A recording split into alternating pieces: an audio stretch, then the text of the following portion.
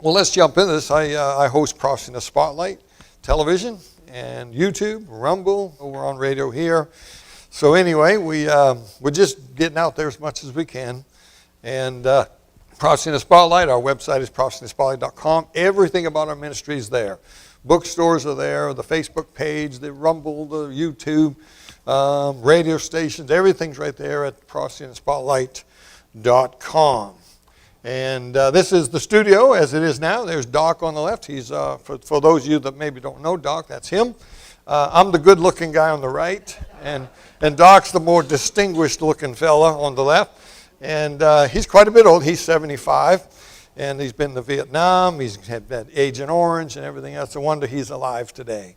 And we almost lost him once anyway. And so we're very thankful for Doc, and he's a big part of Prophecy in the Spotlight, and we love him. And let's see what else we got. Here's just some of the stuff. Christian Television, CTN nationwide on satellite and dish. And we're going to be going off that, though, in order. I'll tell you about that in a minute. We're on VTN in Arkansas television on every Saturday. We're on. We do Facebook Lives, YouTube Lives. We stay busy. And all right, there's something new we're going to tell you about, and that's Pray.com. The preacher mentioned this. Anybody ever heard of Pray.com? It's an app for your phone. Nobody at all? A couple of people. Okay. I know nothing about the leaders of it. I've talked to the owner of it. Just the other day, we talked for half an hour. They seem like good people. They're not independent Baptists like you and I are. And that's fine. We're not partnering with anybody. We don't partner with CTN Television. We don't partner with anybody. We buy time. And they allow us to be on their networks. Okay, you understand that. There's no independent Baptist people out there that have a nationwide TV network. Nobody. So you have to buy time and get on there and realize, that doesn't mean that we're all the same flock, because we're not. We're paying money to have a half-hour spot on their network. So understand that. Some fundamental Baptists say, well, what are you doing? They're not independent Baptist. Well, you know what? If all you want to talk to is independent Baptist, then have at it. You'll have a crowd of 50 people on Sunday morning.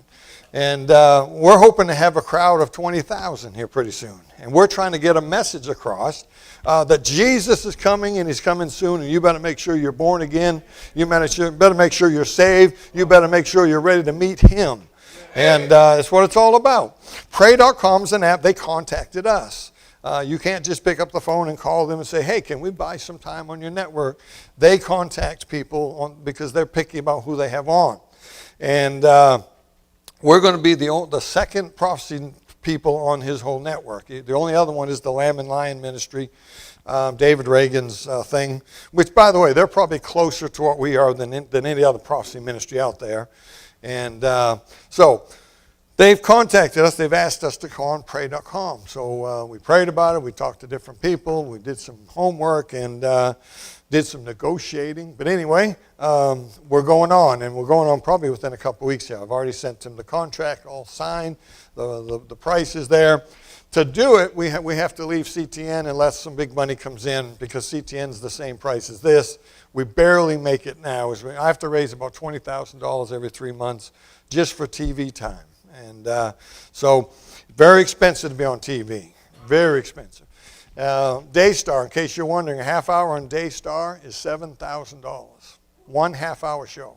Try that for 4 weeks and see how long your money lasts. So TCT is $4,000, $4,500 for a half-hour spot. We're not on those. I'd love to get on them, but the charismatics got all the money, right? And that's who most of television is that crowd. And it's a miracle. I got known because of a book that came out 2014, 2015, God's Final Jubilee. People found out who I was. I got on different TV and radio, Southwest Radio, Noah Hutchins, Prophecy in the News, different places. I mean, we were running every week, going on some radio or TV network and doing interviews, and we got found. God pushed us out there, and eventually the day came that Prophecy in the News asked me to be the host in Oklahoma City. So I drove out there once a month, did 4 shows every month, and it's a miracle. An independent, old-fashioned Baptist, King James only, on nationwide television. It just doesn't happen. And let me say this, there are nobody on national television. I'm not talking about a local TV station that preachers go on. That's different. There is nobody on national television that's King James only and Independent Baptist old-fashioned like we are. I'm not boasting. I'm just making a point here. What we're doing, and I tell Doc this all the time, what we're doing is important. It's important. God has opened a door for us, Doc and I, that I never would have imagined 5 years ago, 6 years ago. Never dreamed that anything like this could happen. I still don't know how. I pinch how has this happened? And I don't know. But so pray.com has 14 million subscribers.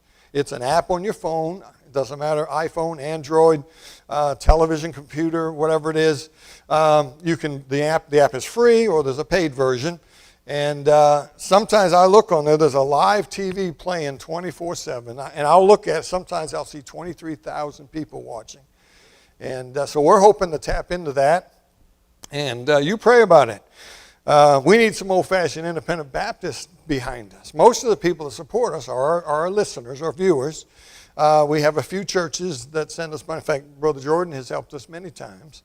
And but the independent Baptist crowd, my crowd, doesn't seem to be on board. I don't understand that, but I really don't. I don't understand that. But if you're a pastor or you have some access to some funds, we could do a whole lot more if we had some more help. So, but we're going to go forward with it, and we'll see where it leads. And all right, today here's what we're going to talk about. I want you to look at one verse in Matthew chapter 24, the very famous prophecy chapter of the Olivet Discourse. And by the way, the most misunderstood, misused prophecy chapter in the entire Bible is Matthew 24. Let me say this, you will not find the church in this chapter. This is not to the church. This is Jesus mainly speaking to his disciples. He's speaking to the Jews and about the temple and about the end times.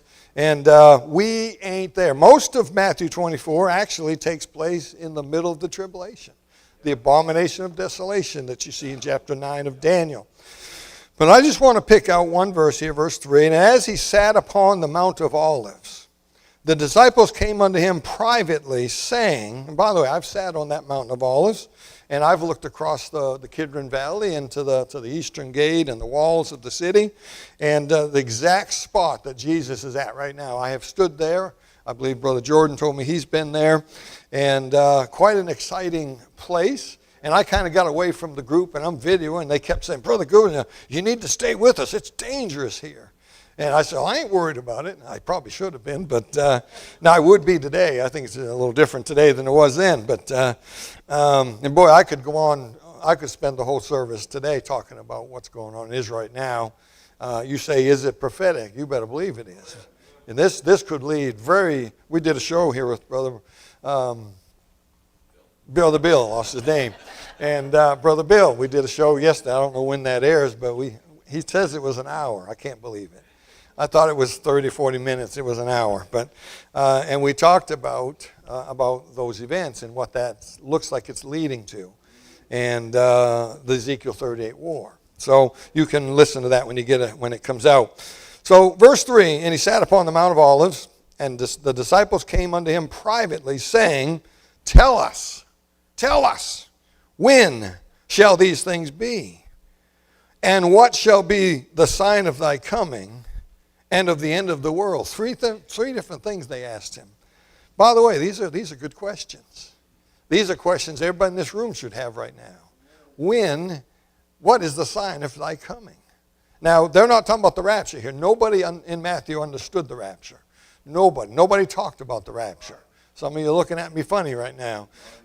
Nobody understood the rapture until Paul was given the mystery after Acts chapter 9. So when it says no man knows the day or the hour, it's not talking about the rapture at all. So get your theology right if you're going to criticize preachers who preach about prophecy. Well, no man. And Baptists are the best at it. Baptists.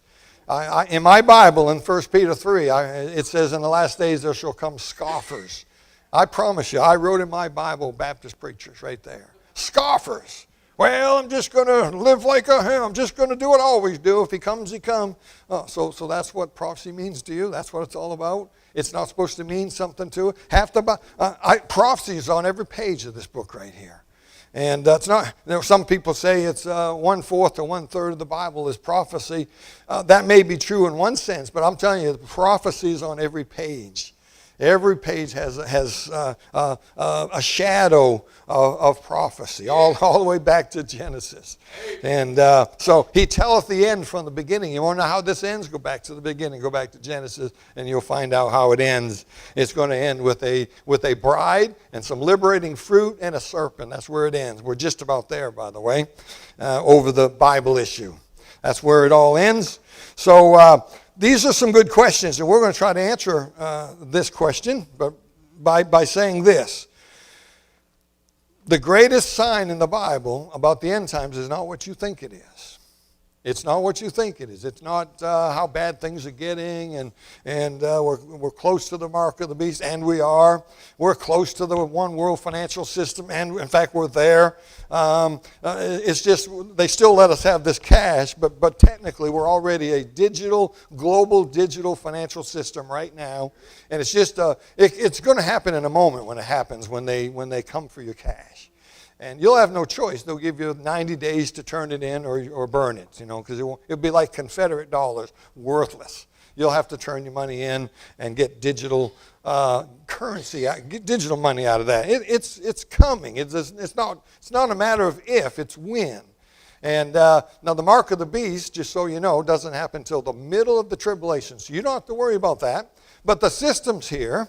And they've already had a trial run. Roll up your sleeve. Yeah, sure, give me that shot. I don't care what's in it. Give it to me. What do you think's going to happen when they say you can't make any money and you can't work and you can't buy or sell, you can't feed your family? You'll roll up your sleeve and take the mark of the beast, right? There's more to it than that, but that's just a little sample there. So we're going to talk today about a barley of a story. And when we get to the end, I'm going to share something with you that some of you have never heard in your life, and some of you have. And those of you that have heard me talk about this on YouTube or something, don't give it away, okay? Promise, don't give it away, because you'll spoil it for somebody sitting here. I preached this in Israel in 2017. I wrote that book, I think in, I don't know what year, 16 or 17. I was at the very spot they claimed the feeding of the 5,000 happened. And I preached for 10 or 15 minutes there. There were several preachers in our group. There was at least 4 or 5 preachers there. They went berserk. I've never seen nothing like it. They were jumping. Their mouths were open. Every one of them said, "You're coming to my church." And I did. I think I went to every one of those churches more than once. Some of them were in North Carolina. And I just preached a real short version of what I'm going to share with you today. But we're going to add some things here and help you see more clearly what I was explaining to them. So I want you to turn to John chapter 6. And Brother Caleb just about ended me the other night. Brother Caleb was preaching on the feeding of the 5,000. I said, that rat, he heard my message. He's stolen it. And I'm sitting there, my wife was saying, he's preaching on the feeding of the 5,000. I said, is he good? He's heard my message. And but he didn't. And I thought the brother today, I thought he was having us go to the feeding of the 5,000. I think he was a chapter off or something, but it don't matter. It's all good. I want you to turn to John chapter 6. We're going to begin reading in verse 3. And then we're going to help you today with something. Look what it says here in verse 3. Jesus went up into a mountain, and there he met with his disciples. But he's always going up in the mountains, isn't he? Something about mountains. And there's the disciples with him. And the Bible says in verse 4, in the Passover, a feast of the Jews was nigh. That's important, as you'll see in a few minutes. The Passover was nigh. Why did God put that in the Bible, in this passage? What does it matter? It matters a great deal.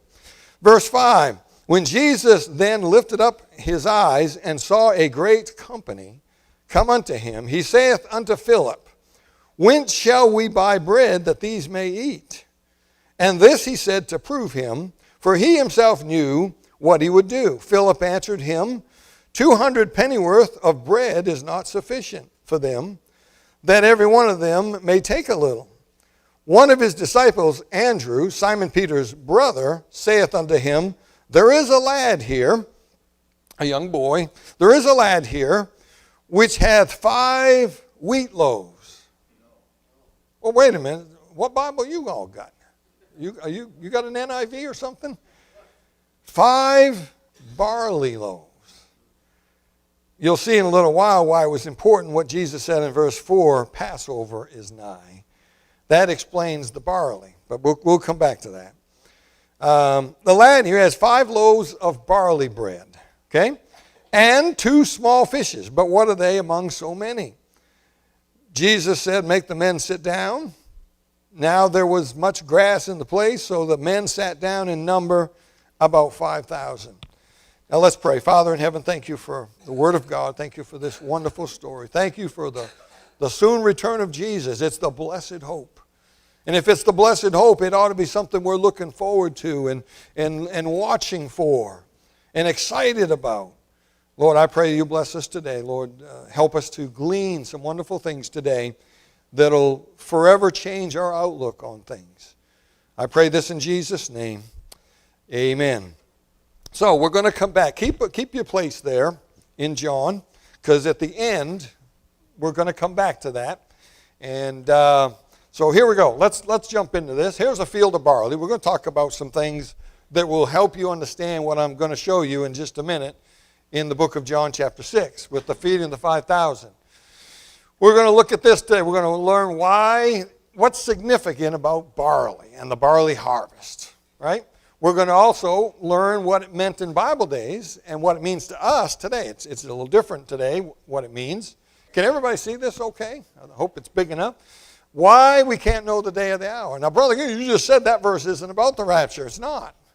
But there is still a principle that you and I cannot figure this out, and there's a reason why, and we'll get to that. The barley harvest is one of those missing pieces of the puzzle that few people today understand. And you say, why are we talking about farming?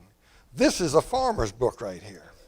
I'm telling you, if you don't understand farming and planting and sowing seed and getting weeds out and separating the tares, if you don't, you're going to miss a lot in this book right here. And how many know what the growing of the moon is? Come on, nobody knows? Okay, hey, Brother Jordan, know the growing of the moon. How many know what the shrinking of the moon is? My wife's dad knows, and he's in heaven now. There are people who plant their garden, certain crops on the growing of the moon.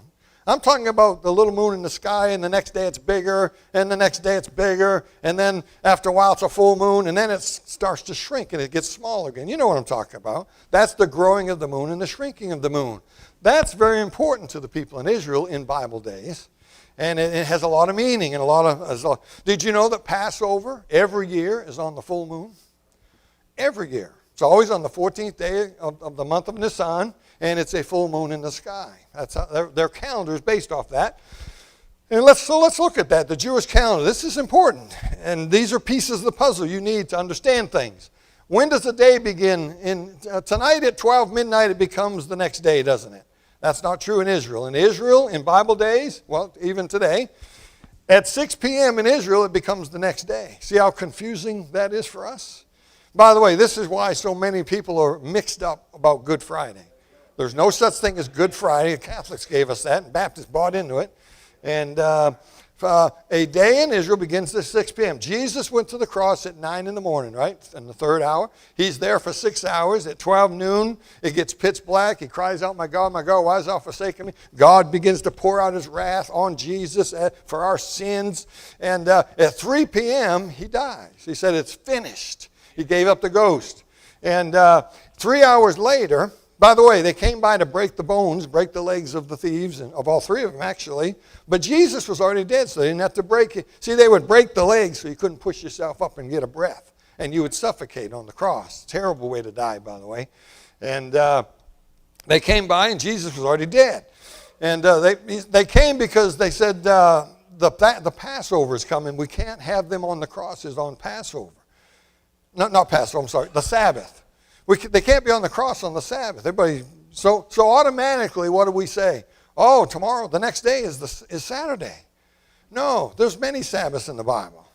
Feast of Unleavened Bread begins at 6 p.m. when Passover ends. And that's a Sabbath. It's a high Sabbath. And that's why they had to get him off the cross. It wasn't Friday. Truth is, it was Wednesday. At 6 p.m., it becomes Thursday, and it also becomes the Feast of Unleavened Bread. So from Thursday, 6 p.m., to Saturday at 6 p.m. is exactly 3 days and 3 nights. This is the only way you'll ever understand this. If you don't understand when a day begins, you'll never figure it out. And and you got to understand there are more than one Sabbath. There's the Saturday Sabbath, but there's other Sabbath. The Jubilee is a Sabbath. Unleavened bread's a Sabbath. There's many Sabbaths in the Bible. Okay. The Jewish calendar has 354 days a year. Houston, we got a problem. They're missing 11 days every year, aren't they? That's true today, by the way. That's how many days are on the Jewish calendar. Every 3 years, they're off a whole month. Pretty soon, they're going to be scraping the snow off and the ice off the ground to plant their seeds. Good luck with that. All right? The Jewish calendar is a lunar calendar. Each month begins on a new moon. Everybody understand that? The little sliver of the moon in the sky, that's day one in Israel every month. Now, it's not here. Our calendar is different. Here's our calendar. Our calendar, that's us, by the way. Is it flat? It can't be flat. That picture, I got a picture of it right here. It's round. So tell the flat earth, it's round. I see it right there. And so we're going to do a show on the flat earth pretty soon because it's starting to grow. It's crazy. Some new thing. Oppositions of science, falsely so-called, Paul said. So our calendar is the 365 and a quarter. We add a leap day every 4 years. Israel adds a whole month about every 3 years. A whole month. There's 13 months in some of their years, okay? In 2016, when I wrote my Barley Harvest book, this is what got me started. We celebrated the resurrection. 3 weeks later, I think it was, Israel had Passover. Now, something's out of whack there. You got to have Passover and his death before you can have a resurrection, right? So that's when I understood why it happened, but I wanted to know more, and that's where I learned about the barley harvest. And man, did I find some good stuff. The key to understanding the Jewish leap year, as well as God's prophetic calendar, is to understand the difference between these two words. And by the way, the brother that preached yesterday, I think it was you, brother. You read a verse that had the word Abib in it. I wonder if anybody caught that. I used to read that years ago, and I said, what in the world is that? You know, I should have done some study and found out, but I didn't until 2016. And Abib and Nisan are the same month of the Jewish calendar, but there's a big difference in those two words. Abib, by the way, it's not something you put on when you go to eat dinner. That's Abib. That's 2 words. Abib. This is Abib. The Hebrew people say Aviv. They spell it A-V-I-V, Aviv. But I'm English, and I got a King James Bible. It's Abib. Okay? They're both the name of a month of the Hebrew calendar, but one of them has a special meaning. And here's from Webster's. You can read that if you want. I'll just tell you. Abib means to be ready for harvest, to be almost ripe. That's what it means. The word Nisan is talking about a month on the Jewish calendar. But the Bible calls that month Abib for Israel. Now let me give you 6 times in the Bible the word Abib is used. And one of these 6 is the one that brother quoted yesterday. This day came you out in the month of Abib. So what month on the Jewish calendar did Israel leave Egypt? Anybody know? The month of Nisan, Passover, right? Passover is what delivered them from Egypt. What month is Passover? We call it the month Nisan. All the Jews call it Nisan. Nisan is not the Bible word, though. 6 times the word Abib is used. And it's obvious what he's talking about when you read the context. He's talking about Passover time. So Abib is Passover month, right? Nisan is used 2 times, Nehemiah chapter 2, Esther chapter 7. Now, those 2 books of the Bible, what period of time do they cover? It's the post-captivity, isn't it? Is Israel in their land? Nope. Do they have a temple? Nope. Nope, not yet. Is there any barley harvest? No, there's nothing. They're captive. They're outside of Israel. They've been taken captivity. Those books are during and after the captivity, the 70-year captivity of Babylon. Remember? That's where the word Nisan shows up. Only 2 times. 6 times it's called Abib. All right? So, the declaring of Abib. Here's the lesson. In Bible days, on that last month, the month of Adar, the month right before Passover month, the priests, the Levites would go to the field. They'd look at the barley harvest. If the barley is almost ripe, they would declare it's Abib, and 14 days later is Passover, because the next month is Passover month. And Passover's on day 14, right? On the 10th day, you pick a lamb out of your flock. On the 14th day, you kill it. And but if they look at the field and the barley is not ready, it's obviously out of sync here, and he would announce leap year, and they'd add a whole month to the calendar. And this is important because you have to have barley for Passover, and because barley has to be, the first fruits of the barley. You wave a sheaf of barley for the Feast of First Fruits, which is the first day of the week after Passover.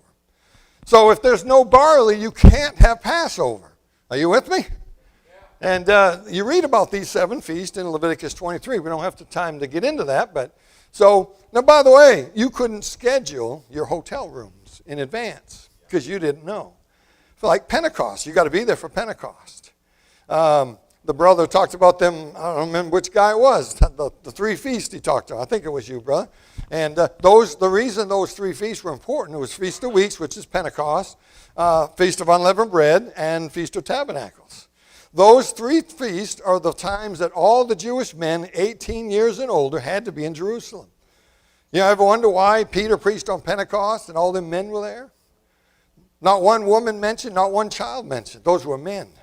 3,000 were at the Lord that day. What did Peter have? He had a captive audience. Every man 18 and older had to be in Jerusalem on that day. And those 3 times in a year. I think I have that scripture here in a little bit, but we got to hurry through some of these. So, see the statement above, you can read that. If there's no barley, there's no Abib. It's not ripe. No ripeness, no Abib, no Passover. It's leap year. And that ruins all your plans. You've got to reschedule your hotel room for the month later, right? So, really, you didn't know. Do you see where this is going? No man knows. Because it depends on what? The barley harvest, all right? There's the sheaf of barley that you would wave on Feast of First Fruits. If there's no barley, you can't do that. You can't keep. Why do they not do it this way in Israel today? Because after they were thrown out of it in 70 AD, the dispersion there, they no longer use this system. They use a computerized system.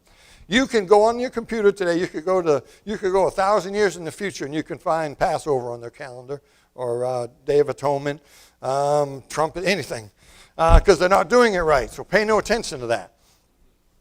And that's what that says there. They're using a system because really the veil was rent in 2, and we're not under that system anymore because God rent the veil in 2, and we're supposed to things. We don't use ceremonial law anymore. But they don't believe that, so they're still doing it, and that's why Israel wants their temple back. God doesn't want the temple back. But they want so don't send your money over there. I don't understand this. Christians sending money to Israel to build a temple for the Antichrist. What is wrong with us? Send my TV show your money, and we'll do something with it. I'm serious. Prophecy people are bad about this. They're all excited. They think that temple's a good thing. It's a good thing only because it shows we're near the end, but it isn't God's will.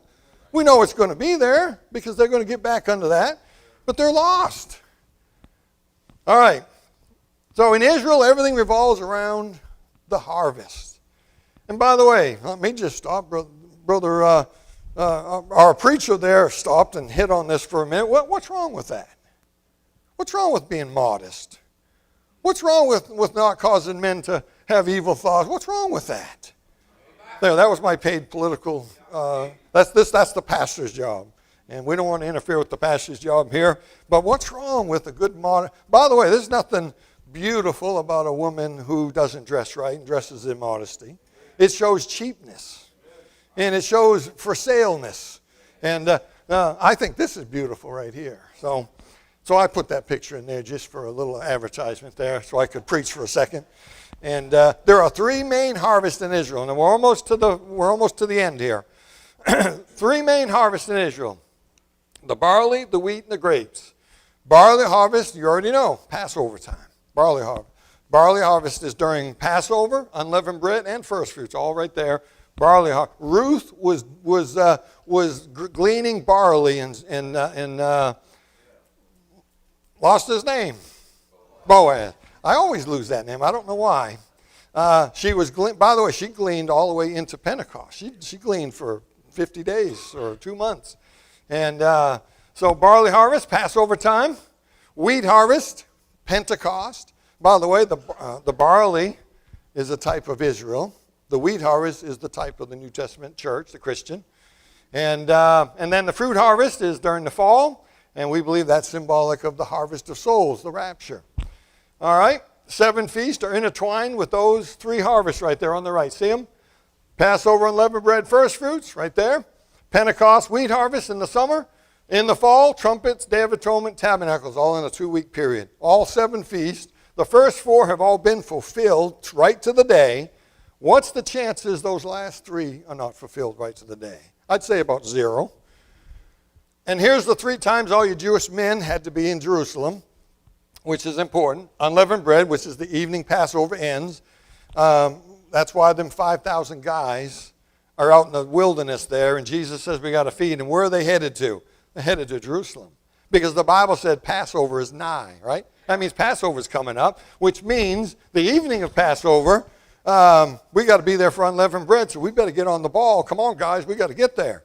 And so they all travel together, and there's probably 15,000, 20,000 people with the women and children, and he's going to feed them with them little loaves of bread. To me, it's the greatest miracle in the Bible. I can see him raising Lazarus from there. Lazarus, come forth. I can see that in my mind. He comes out, grave clothes on. I can see that. I can see him turning the water into wine, grape juice. I can see him healing somebody. And rise, I can see that. But how did they feed everybody? Did it keep growing as they cut it? I don't, to me, it's unfathomable. It's interesting. All right, we got to hurry up. There's a summary. There's the 3 days, lunar, solar, and God's calendar of 360 days. We've got to just quickly on this. Them 3 calendars don't sync except once in a while. And every 3 or 4 years, there's a 13th month, Adar 2, added to the calendar, leap year in Israel. This keeps them in sync with the seasons and the growing seasons, the 7 feasts, right? And the 3 harvests. In modern times, it's done computerized mathematically. In Bible days, it was the barley harvest in the field that determined. That's important. And in Bible, and I just said that, okay? Abib is the name of the month of Passover, meaning the harvest is ready. If there's no barley, there can be no Passover. The barley harvest is the reset button. Barley is prophetic of Israel. It is not the church, but Israel that God is watching. We think it's us, don't we? We think it's all about us. God is looking at Israel when Israel's ready, and you'll see that in a minute. Okay? God was the first to reset the calendar. Exodus chapter 12, he made Passover month became month number 1. It's confusing. If you're reading in Genesis and he says the 7th month, it doesn't mean the same as after Exodus 12. The 7th month was changed because God changed the beginning of the calendar from Tishri to Nisan. Have I lost everybody now? And that doesn't matter. You don't have to know that. It won't be on the test. All right, no barley, no Abib, no Passover. Now, I want you to take your Bibles and turn to Judges. I got mine marked back here. Judges chapter 7. This is the last thing we're going to look at real quickly, and then we'll finish with an amazing thought from the feeding of the 5,000. Beginning in verse 7 of chapter 7 of Judges, this is the story of Gideon. We're not going to read the whole passage where he got down to 300 men. But in verse 7, the Lord said unto Gideon, by the 300 men that lapped will I save you from the tens of thousands of Midianites down in the valley. And you can imagine Gideon's pretty excited about that. 300 of us, Lord, really? If he was in our day, seriously? That's what he'd be saying right now. Are you kidding? So 300 men against tens of thousands of seasoned soldiers down in the valley. And I will save you and deliver you from the Midianites in thine hand, and let all the other people go every man unto his place. So everyone else went home. Gideon has his 300 men. And look what it says in verse 8. So the people took victuals in their hand and the trumpets, and he sent all the rest of Israel, every man unto his tent, and retained those 300 men. And the host of Midian was beneath him in the valley. All right, now verse 9. It came to pass that same night that the Lord said unto him, Arise, get thee down unto the host, for I have delivered it into thine hand. So this is God telling Gideon, go down there and whoop them guys, all thousands of them. Now look what it says in verse 10. But. Now this is the great Gideon. We worship this guy. We put him on a pedestal. He's one of the great men. Man, what a man of faith. What a man. He's ready to go fight tens of thousands. Or was he? Because he's human like you are, by the way. He had red blood in his veins. I think that night as he's laying in his tent, I think his eyes are wide. Lord, are you sure about this? Have I missed something here? 300 men against multitude. It's impossible. It can't be done. I think he's having those doubts. And I think everyone in this room would have them doubts. And it's one thing to get up here and preach behind a, let's God have faith. You know, and us preachers do that. But we go home at night too, and we stare at the ceiling. And what did I say? What did I agree to? How is this going to happen? How am I going to pay for this? And so verse 9, it came to pass, same night, the Lord said unto him, Arise, go down there and whoop them all. Verse 10, but if thou fear to go down, go thou with Phurah, thy servant, down to the host, and thou shalt hear what they say, and afterward shall thine hands be strengthened to go down unto the host. And what does it say next? Then went he down. Now what does that tell you? He feared. He said, if you're afraid, if you're worried about this, take your buddy there. I can never say the guy's name. Take him, just go down there and listen for a minute. Well, he did. What does that tell you? He was shaking in his boots. Lord, you want me to do what with these 300? Lord, what do you mean? And so God says, hey, take your buddy, go down there, and I'll help you here. So they go down there, sitting in the dark next to a tent. It's really happened. And I like to ad-lib a little bit here, but verse 13, when Gideon was come, behold, there was a man that told a dream unto his fellow. Now God worked this all out. He's sitting outside the tent in the dark. The enemy is all there. And the guy in the tent is talking to another guy in the tent, and he says, I had a dream last night. And the other guy said, hey, I'm pretty good with dreams. Tell me a dream. Maybe I can help you. And he says, in my dream, let's read it here. Verse 13, behold, I dreamed a dream, halfway through the verse here. I dreamed a dream, and lo, a cake of barley bread tumbled into the hand of Midian, into the host of Midian, and came unto a tent and smote it, that it fell and overturned, that the tent lay long. And his fellow answered and said, this is nothing else than the sword of Gideon, the son of Joash, a man of Israel, for into his hand hath God delivered Midian and all the host. Wow. In other words, he's listening, and the guy says, I saw a cake of barley roll down the hill, and it flattened out our tent. And the other guy said, I know what that is. That's Israel, and tomorrow we're all going to die. That's exactly what he said. Paraphrasing. What did the Midian know that most of us have missed? He understood what barley meant. Barley is Israel. Now, I showed you that story for one reason, just to get you to see that. Barley is a type of the nation of Israel. They knew that.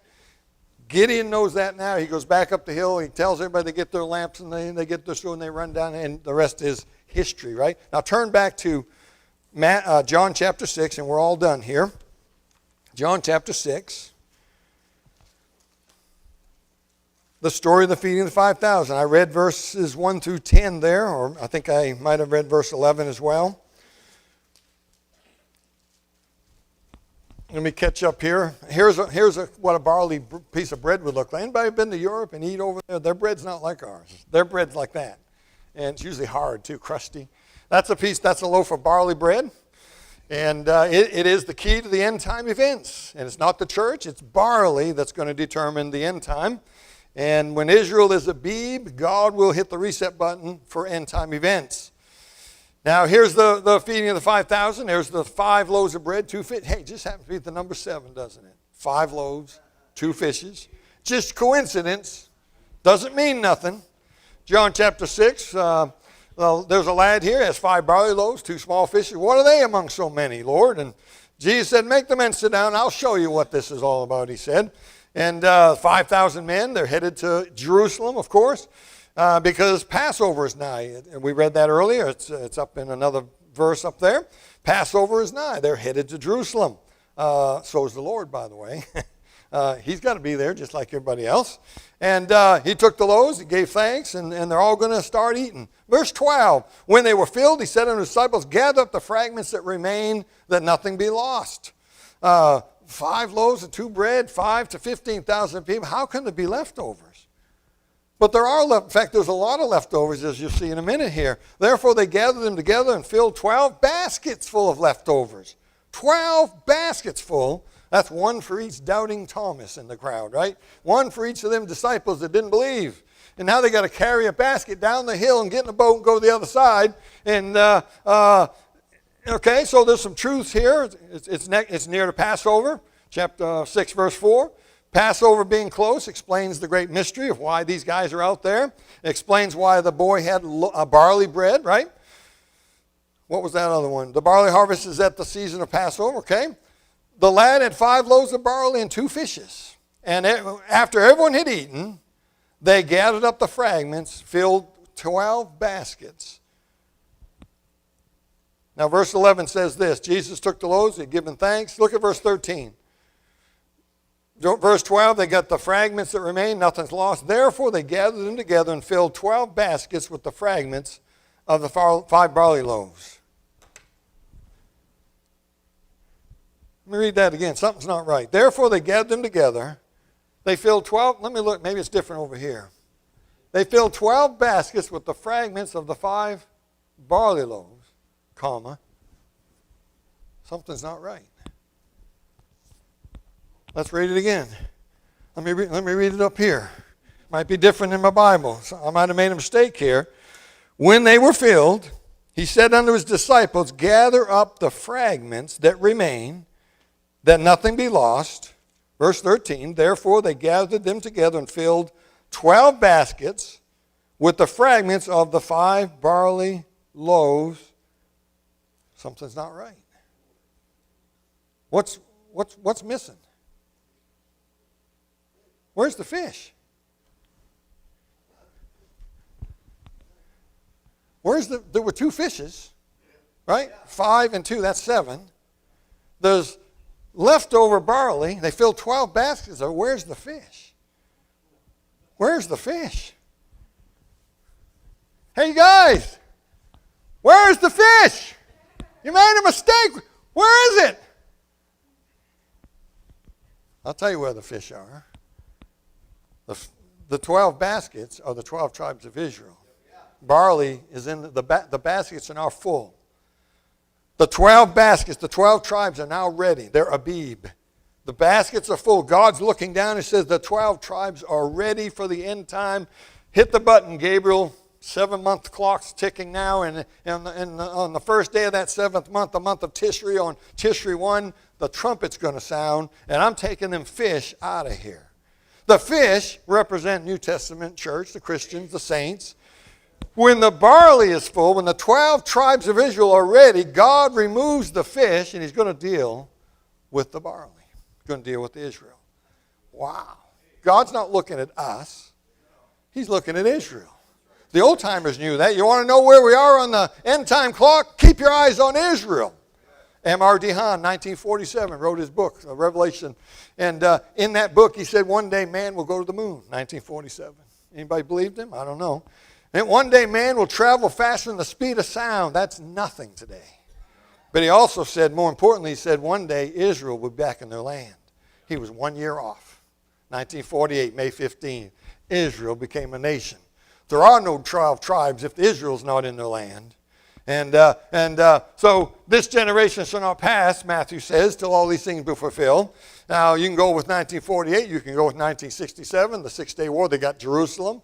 Whichever date you want to use, we're in that time, them final days, and the 12 tribes of Israel are getting ready to be ripe and be Abib. They may already be there. God may have hit that button this spring. On the month of Adar, God might have looked down and said they're ready and hit the button. We wouldn't know. And 7 months later, the trumpet's going to sound. God's a God of order. He had this all figured out before he created the world. I know when he's coming. Anybody want to know when he's coming? At the day appointed. Now, I don't know what day that is. I got some suspicions. I think I understand what day it is on the Jewish feast days, but I don't know where that fits on our calendar. And but I'm pretty sure I know what. I'm pretty sure he's coming on a new moon in the sky in the fall, but I don't know which month and I don't know which year. And but I think it might be this year or next year or the year after. I don't know, but it's close. The Lord's coming back. We're the fish, and we're going to be taken out of here. By the way, when the Jews, what did Jesus tell them? Get in a boat and go to the other side. What happened halfway across the lake? A storm came. And who came walking on the water in that storm? Jesus. When are the Jews going to meet Jesus? Right in the middle of the storm called the tribulation. So the story didn't end here. It ends halfway across the Sea of Galilee in the storm when they think they're going to perish, and he walks on the water and says, "What's the matter, guys? Everything's all right. I'm here now." And they're going to meet Jesus in the middle of the tribulation. Powerful, huh? The prophetic lesson is this, and I'm done. The 5 barley loaves are a type of Israel. The 2 fishes are a type of the New Testament church, the saints. And he's coming soon. God is looking at Israel, not the church, to determine end times. A trumpet will sound when God determines Israel is ready. Are you ready? Are you ready to meet him? Is your family ready? Is your mom ready? You have no understanding how close we are. Doc and I mean, it's scary. We could tell you things. We literally could be out of here in a few weeks. We could be out here tonight. But it could be this year. Do you realize how close we might be to that trumpet sounding? Now that sounds exciting. Bless God. Yeah. How exciting is it going to be for your lost husband? Or your lost wife? All them little children you brought into the world and raised them up for years and cried over them, wept over them, but some of them are not saved yet. What about them? Did you know, I believe, and I shared this with Brother Bill, I don't know if he agrees with me or not, I do not believe anybody gets saved the first half of the tribulation. That means most of your loved ones left behind. I don't care what books you leave behind. I don't care what papers you leave for him to read after you're gone. The left behind movies are wrong. It doesn't happen like that. Nobody's saved the first half. I can show you the first people saved in the tribulation, and it's not Gentiles. It's 144,000 Jewish men. It's the 12 baskets of barley that are saved. If you're going to get saved, if someone's left behind and they're going to get saved, they're going to have to make it to the middle of the tribulation. Half the world's already dead at the middle of the tribulation. And that may be your loved ones. You better make sure you're saved. You better do all you can to reach your loved ones before it's too late. Because he's coming soon. Preacher, thank you. To order a copy of Brother Goodwin's Barley Harvest book, go to www.godsfinaljubilee.com.